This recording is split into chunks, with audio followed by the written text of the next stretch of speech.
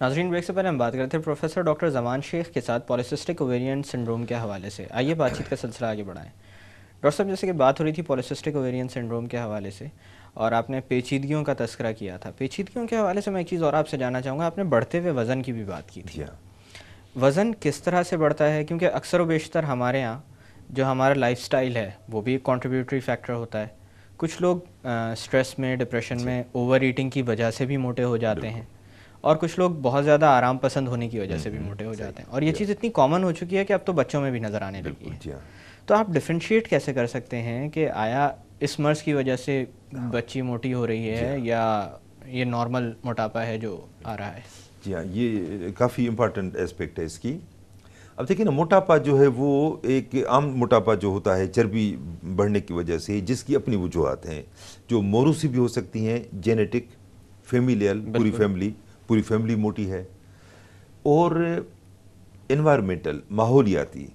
بھئی دیکھیں نا، ایک فیملی میں جینز بھی آ سکتے ہیں، انوائرمنٹل فیکٹر بھی آ سکتے ہیں، کیونکہ فیملی کا ممبر اکیلا تو مرغن غذائیں نہیں کھائے گا. جب بھی کھائیں گے پورے گھر میں پکے گا، سب کھائیں گے. تو موٹاپا اگر فیملی میں ہو تو وہ اس کی دو وجوہات ہو سکتی ہیں. ایک تو موروثی جو جینز میں آ گئی ہیں بڑوں کی طرف سے، والدین کی طرف سے. ایک وہ جو اس خاندان کی انوائرمنٹ بھی ایسی ہے کہ آپ نے دیکھے ہوگے خوش خوراک کئی گھرانے ہوتے ہیں، وہ لازماً ان کا جو ہے وہ جن کا دسترخوان گوشت گوشت اور فرائی چیزوں سے، مرغن چیزوں سے اور یہ پراٹھوں وغیرہ سے ہمیشہ بھرا رہتا ہے نا.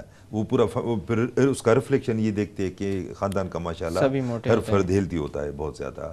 تو یہ تو دو ہیں. اچھا، موٹاپے کی کئی ایسی وجوہات ہیں جن کا ہارمون کا بھی تعلق ہے. ایک تو ہم پالیسسٹک اوویرین سنڈروم کا ذکر کر رہے تھے ابھی، جو خاص اس کی نشانی ہوتی ہے. کئی اور ہیں، جیسے تھائرائڈ، ہائپو تھائرائڈزم.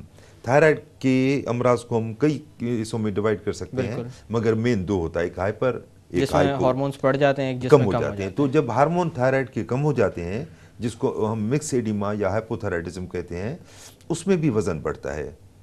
کشنگ سنڈروم ہوتا ہے جس میں اسٹیرائڈ بڑھ جاتے ہیں باڈی کے، انڈوجینس یا ایکسوجینس، مانا ہمارا جو ایڈینل غدود ہے، فیکٹری ہے ہارمون بنانے کی، یا تو وہ زیادہ بدن میں خارج کرتا ہے اسٹیرائڈ ہارمون، کارٹیکو اسٹیرائڈ، جس کی وجہ سے کشنگ سنڈروم ہوتا ہے. یا کئی مس یوز کرتے ہیں، سارے تو نہیں مگر کئی جو اتائی قسم کے ڈاکٹر ہیں یا حکیم ہیں، وہ اسٹیرائڈ اس لیے دیتے ہیں کہ وہ یعنی جس طرح کا پین ہو، درد ہو، جس طرح کی انفلیمیشن ہو، تکلیف ہو، علامات زائل ہو جاتی ہیں، دمہ ہو سخت قسم کا، جوڑوں کا درد ہو، اسٹیرائڈ دے فوراً ختم ہو جاتا ہے، پین فری. تو مریض یہ سمجھتا ہے کہ اس کی دوا میں شفا ہے، حالانکہ شفا وغیرہ نہیں ہوتی، وہ اسٹیرائڈ ہوتے ہیں اس کے. تو مس یوز ہوتا ہے کئی دفعہ، وہ بھی کشنگ سنڈروم کر سکتا ہے جو موٹاپا کرتا ہے. تو موٹاپا ہارمون کی ایک ایکرومیگالی ہے، اس میں بھی وزن بڑھ سکتا ہے. اور کئی جینیٹک سسٹم ہیں، فریڈرک سنڈروم ہے، کئی ہیں جس میں موٹاپا لازمی حصہ ہوتا ہے اس بیماری کا. تو موٹاپے کو ہم کہہ سکتے ہیں کہ یہ یا تو سمپل چربی کی وجہ سے ہے، یا ہارمون کے امبیلنس یا ڈسبیلنس یا کمی زیادتی کی وجہ سے بھی ہے. یعنی عادات کے علاوہ ہارمونز کو بھی مد نظر کرتے ہیں. اب دیکھیں نا، اب یہ جو ہے ہم ایک نام دیتے ہیں لائف اسٹائل چینجز یا ماڈیفیکیشن. لائف اسٹائل کو بدلیں، اس سے ہم عموماً 4 طرح کا مطلب ہوتا ہے، 4 اس کے اسپیکٹ ہیں. پہلے نمبر پہ فرسٹ اینڈ فورموسٹ وزن کم کرنا. نمبر 2 ایکسرسائز کرنا. نمبر 2 ڈائٹنگ کرنا. اور نمبر 4 اسموکنگ کو روکنا. زیادہ تر اسی پہ ایمفیسائز کرتے ہیں لائف اسٹائل میں. اب اسموکنگ کا تو خیر ایک لمبا چیپٹر ہے الگ، اس کو فی الحال ٹچ نہیں کر رہے ہیں. باقی جو 3 چیزیں ہیں کہ وزن کم کرنا، ایکسرسائز کرنا اور ڈائٹنگ کرنا، اس کی اپنی اپنی اہمیت ہے. یہ ایک دوسرے کو ریپلیس نہیں کر سکتے.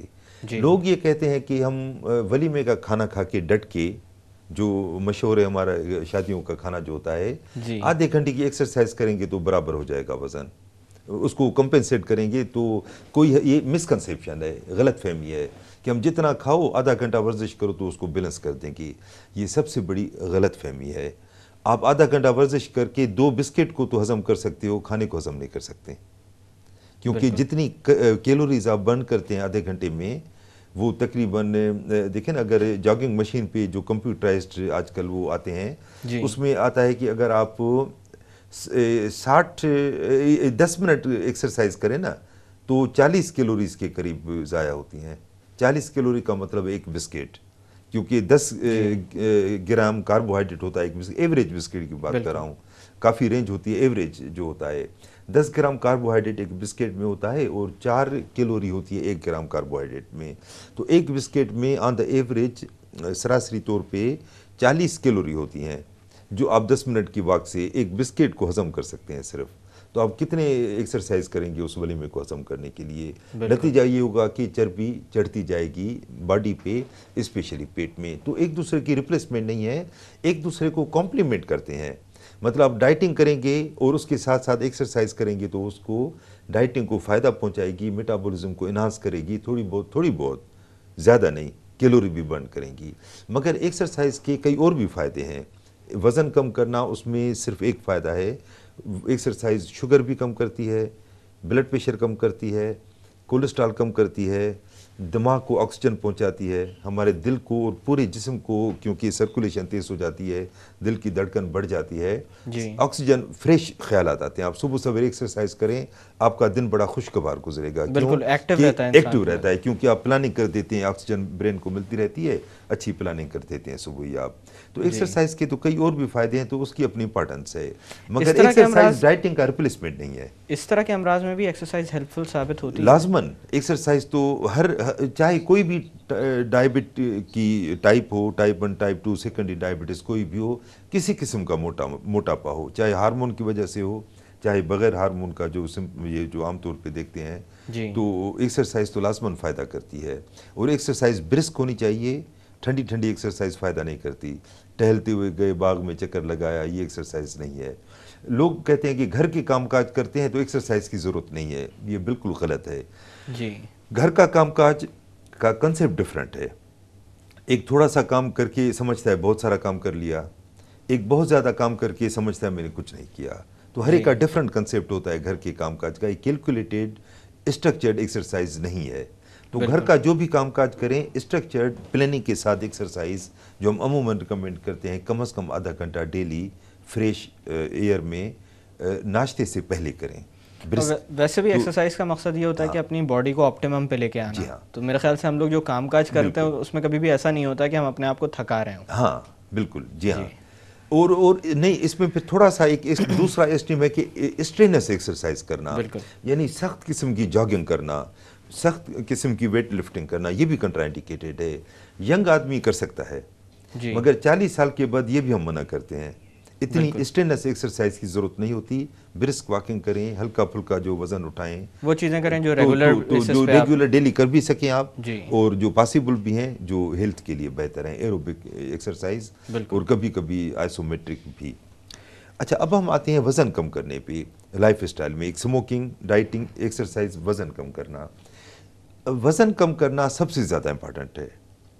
میں مثال دیتا ہوں آپ کو کہ ایک آدمی کو ڈائبٹس ہو گئی، ٹائپ 2 ڈائبٹس کی بات ہو رہی ہے. ٹائپ 1 تو الگ ایک چیپٹر ہے. بالکل ٹائپ 2 ہو گئی، اس کا وزن بڑھا ہوا. عموماً 90% ٹائپ 2 ڈائبٹک کا وزن بڑھا ہوتا ہے.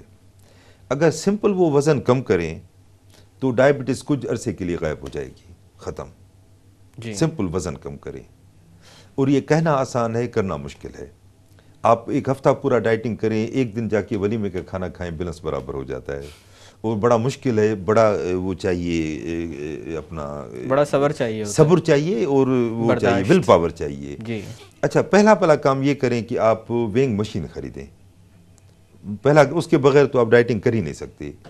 سیکنڈ کام یہ کریں کہ پریفریبلی جاگنگ مشین گھر پہ رکھیں، کیونکہ صبح سویرے اٹھنا، کپڑے چینج کرنا، باہر جانا بہت ہی مشکل ہے آج کل. تو اسپیشلی گھر میں مشین ہو تو آدمی جیسے ہی اٹھا اور تیاری کر کے مشین پہ بیٹھا، آدھا گھنٹہ کیا، وہ جو باہر جانے کے لیے تیاری ہے اس کا ٹائم کٹ جاتا ہے. تو بہتر ہے کہ اگر افورڈ کر سکتے ہیں تو مشین رکھیں، اور ویئنگ مشین رکھیں. یہ مشین وہ کر رہا ہوں، جاگنگ مشین، ٹریڈ مل جو ہے. ایک وزن کرنے کی اچھی سی مشین 500 1000 کی خریدیں اور ڈیلی اس پہ وزن کریں. صبح سویرے اٹھنے کے بعد مخصوص کپڑوں میں، مطلب وہ ایک ہی، وہ سپوز کوئی لائٹ کوئی بھی، وہ ڈیلی وہی کپڑا ہونا چاہیے. ڈیلی آپ کر کے اس کو لکھیں آپ باقاعدے، تاکہ آپ کو پتہ چلے کہ آج وزن اتنا تھا. ٹارگٹ بنائیں کہ ایک ہفتے میں، کیونکہ ایکٹیو پروسیس ہے یہ، اس طرح نہیں کہ ہم کرتے ہیں ہوتا رہے گا، اس طرح نہیں ہے. ٹارگٹ بنائیں کہ ایک ہفتے میں ہمیں 1 کلو لوز کرنا ہے. پھر آپ دیکھیں کہ واقعی ہوگا. کیلکولیٹ کریں, لکھیں اس کو اور ٹارگیٹ کریں تو ہوگا. اور وزن کم کرنا سب سے زیادہ امپارٹنٹ ہے. اگر سب آپ کریں نا سب سے زیادہ, تو ڈائبٹیز بھی اس میں چھپ سکتی ہے, چھوٹا موٹا بلڈ پریشر, ہائپر ٹینشن ہے وہ بھی ختم ہو سکتا ہے. پالیسسٹک اوویرین سنڈروم کے لیے تو علاج کا درجہ ہے یہ. بال کم ہو جاتے ہیں اور یہ جو ساری کمپلیکیشن بتائیں, یا پیریڈس ریگولر ہو جاتے ہیں وزن کم کرنے سے جو اریگولر تھے پہلے. ڈاکٹر صاحب یہاں پہ تھوڑی دیر کے لیے باتوں کا سلسلہ روکتے ہیں. ناظرین وقت ہوا ایک چھوٹی سی کمرشل بریک کا. بریک سے واپس آ کر پالیسسٹک اوویرین سنڈروم کے علاج کے متعلق مزید بات کی جائے گی. Stay with us.